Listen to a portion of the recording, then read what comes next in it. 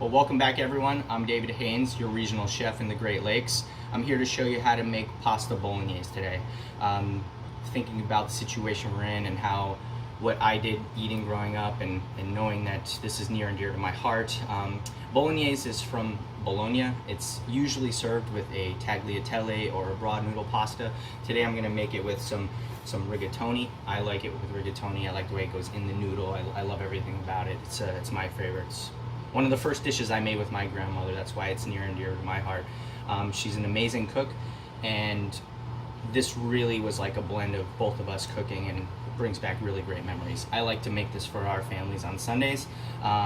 If you grew up in an Italian household, you know Sundays was about pasta and sauce. So we're gonna make it a little bit differently than some. You'd ask anybody their bolognese, their marinara. If you ask an Italian, theirs is the best. So I think mine's the best. So we're gonna start by showing you how to use a grinder.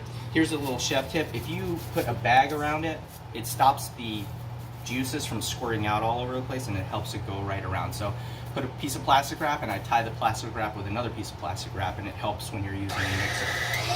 All right, so I'm gonna turn it on as high as it goes, and I'm just gonna start feeding stuff through. So here's my carrot. Here's my onions. And in here I already have some basil, meat, rosemary, and I'm just going to start feeding it through.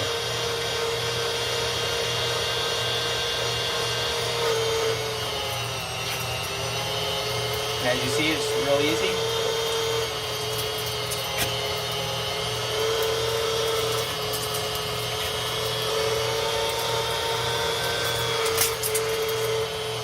As you can hear it coming through, you can see how it's spitting out a little bit, getting that plastic wrap and going right into the bowl.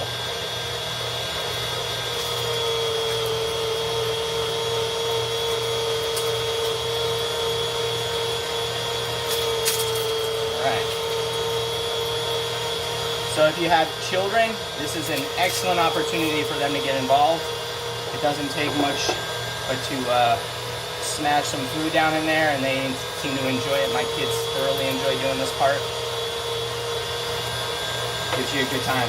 Knowing that everybody's homeschooling now, this can be part of your home economics, or whatever they call it now, life skills, right? So teaching our kids how to cook is a huge and important step in our lives. Sometimes teaching ourselves how to cook is important as well. So I'm going to let that run a little more. Alright, I'm going to turn it off. Okay, and as you can see, it's nice and ground. I'm going to go ahead and move this out of the way right now. We're going to need some space to work.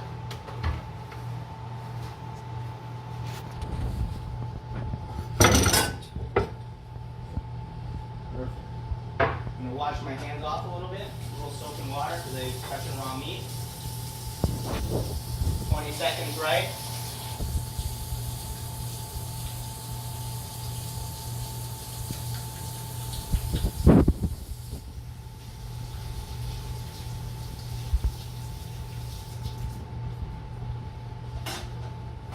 It's important in this day and age that we're washing our hands frequently. It's one of the biggest things that we can do to prevent the spread of COVID-19. All right, so let's get back at it. Here we go. So we have some hot water.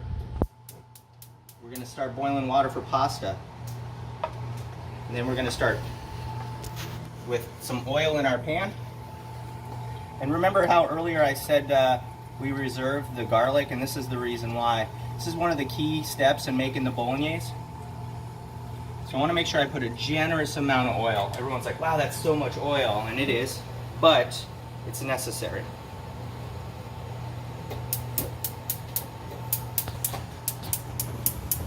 Alright, now we're cooking with fire. I like to use a flat spoon. Beautiful sound, beautiful smell. So this is one of the key reasons that we reserve the garlic. We want to get it nice and brown. I mean, real nice color brown. Golden brown. So I got my winking owl next to me because we're going to be using this again. And I'm going to explain why. We're going to bring that garlic to a point where it's not burnt, but it's real caramelized. But if you get to that point, you have to cool down your pan. If you don't, you will burn your garlic. Alright? So my water's almost boiling here. I'm going to add some salt. The garlic's getting close.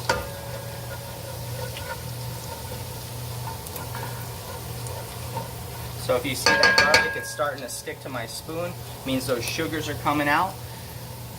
A lot of the times you'll meet some people and they love to put sugar in their tomato sauce. Please never do that. Do this step and you'll be okay. So we're almost there. You see how dark that's getting? So we want to back up a little bit. This way we're stopping that cooking right away. You just cool down that pan tremendously. That alcohol is going to cook out pretty fast. We're going to let that boil for a second. Now we're going to go in with our pasta. Dropped one.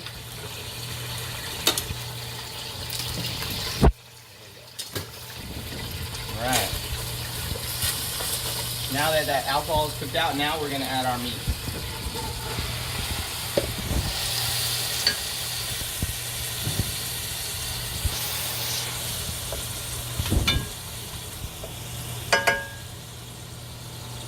This is where I'm going to turn up my fire because now I want to get that meat nice and cooked. And remember, those basil's in there, rosemary's in there, garlic's in there, onions are in there, carrots are in there, little celery's in there, oregano's in there, all ground with some pork and some beef. You can go all beef if you'd like. I like to add a little bit of pork because it gives a nice fat content and helps the flavor profile later on. All right. There's lots of different cheeses you can use when you're making bolognese. I like to use pecorino. Some people like Romano. It's all up to your flavor profile. I really enjoy pecorino.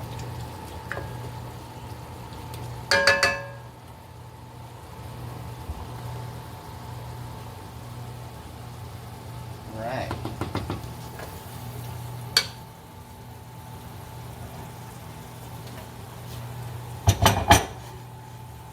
Gonna get ready to plate up pretty soon.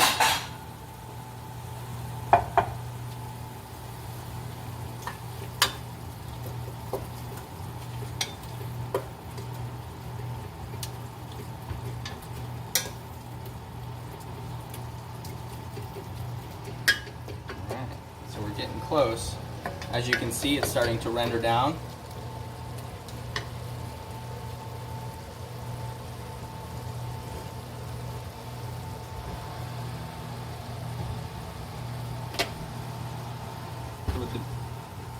With us being on self-quarantine right now, we had some naan bread. It's not traditionally goes with bolognese. Usually you would use like a nice ciabatta or focaccia, but since we had it in the refrigerator, we're going to go with it. I have a little bit of garlic butter here. Just going to evenly spread it around.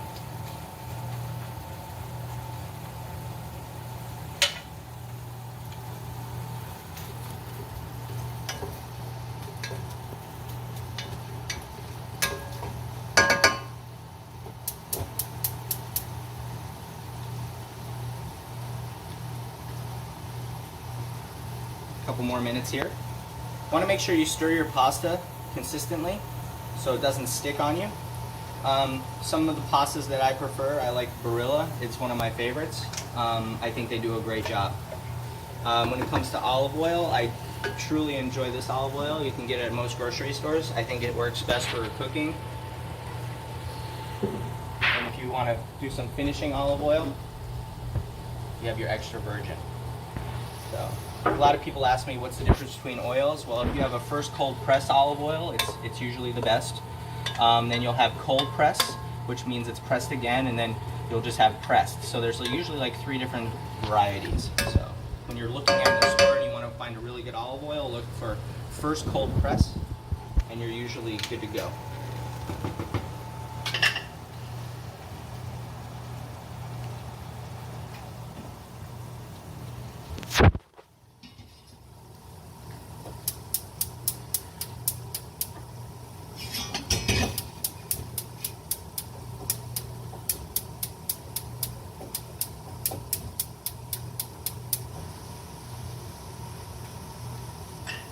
We're getting pretty close. Taking a look at the noodle. Sometimes when you look at the noodle, you can see if it's still a little white on the inside, it's not quite done. You can squeeze on it a little bit. It's almost there. I'd say about 2 more minutes. The bolognese is going to take you about 2 hours total to prepare. Some people cook it for an hour, some people cook it for 4. It depends on how much heat you have in your stove, how big your pot is, how quickly you can get the meat rendered down. As you can see, I have a can of crushed tomatoes here. I have a can of tomato sauce, and I have some diced. This right here is really what your preference is when it comes to making sauces. If you like it really smooth, it can be smooth. If you like it not so smooth, and you like a little more chunks in it, get some diced. Some people use whole tomatoes and then will crush them with their hands. That's how my grandmother used to do it. For now, I'm just going to use some diced. You kind of get the same type of outcome.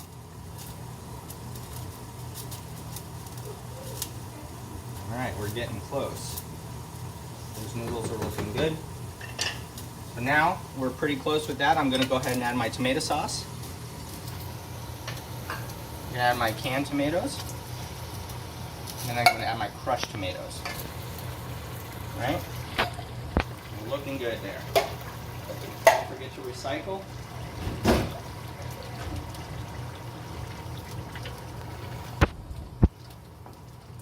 Now at this point, if you do have a screen at your home,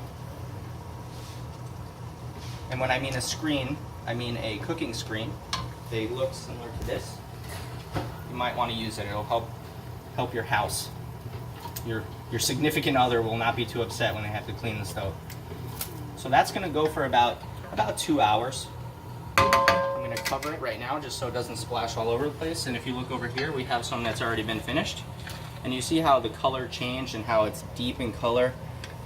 All those flavors came down. You can see all the basil and the herbs in there. And then obviously the meat and vegetables. Alright. I'm going to try a pasta because it's really the best way to know if it's good or not. I think we're there.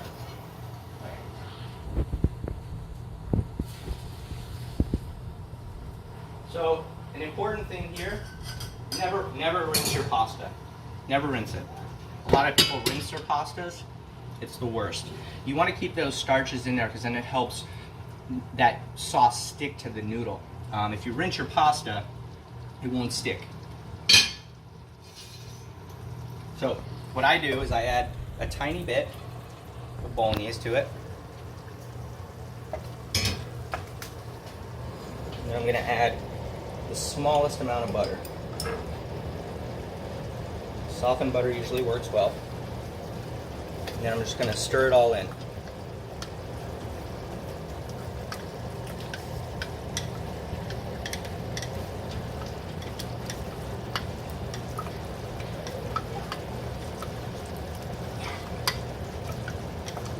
Some people will go ahead and put some cheese in there right now.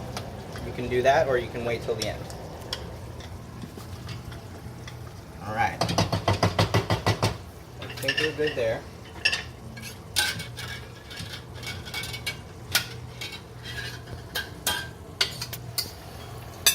Now I got my bowl.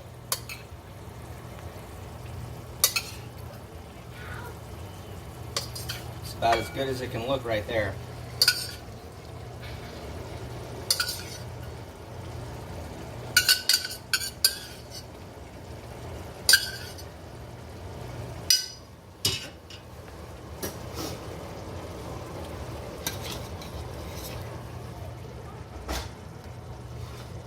Now I'm going to top with a little more bolognese.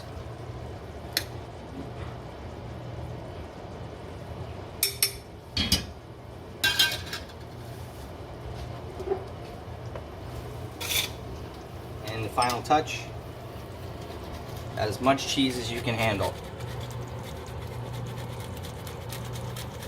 I prefer some additional cheese.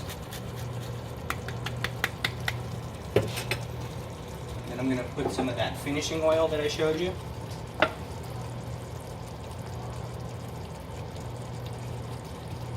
So there you go, pasta bolognese with rigatoni.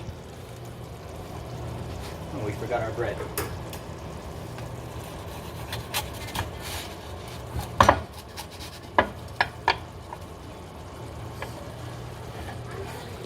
Very good.